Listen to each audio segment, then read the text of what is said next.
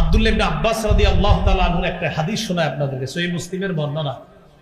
এক ব্যক্তি রাসূল সাল্লাল্লাহু আলাইহি সাল্লামের কাছে আসছে, খুব মন দিয়ে বুঝবেন। নবীজির পাশে আবু বকর সিদ্দিক রাদিয়াল্লাহু তাআলা আনহু বসা। এক ব্যক্তি আয়েশা নবীজিরে বলতেছে, হুজুর আমি রাতে একটা স্বপ্ন দেখছি, স্বপ্নটা আপনার কাছে বলতে আসছে।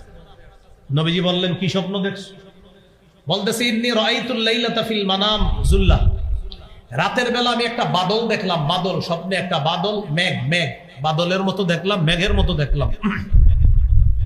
আমি দেখলাম ওই মেঘের মধ্যে তামতিফুস সামনা ওয়াল আসাল, মেঘের মধ্য থেকে ঘি আর মধু বের হইতেছে। সুবহানাল্লাহ, মধু বের হইতেছে। মেঘ থেকে কি বের হয় বলেন? আমরা দেখি কি বের হয়, আর উনি স্বপ্নে দেখে কি বের হইতেছে?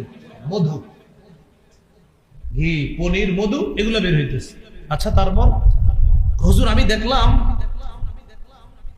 রাআইতুন নাসা ইয়াতাকাফফুনা মিনহা, মানুষ দলে দলে ওই মধু সংগ্রহ করতেছে। সুবহানাল্লাহ।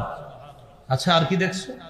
আমি দেখলাম ফাল মুস্তাকসিরুনা ওয়াল মুকিল্লুনা, কেউ মধু বেশি নিতেছে, কেউ মধু কম নিতেছে। আবু বকর সিদ্দিক রাদিয়াল্লাহু তাআলা আনহু বললেন, ইয়া রাসূলুল্লাহ, আপনি অনুমতি দিলে স্বপ্নের ব্যাখ্যাটা আমি করি। সুবহানাল্লাহ।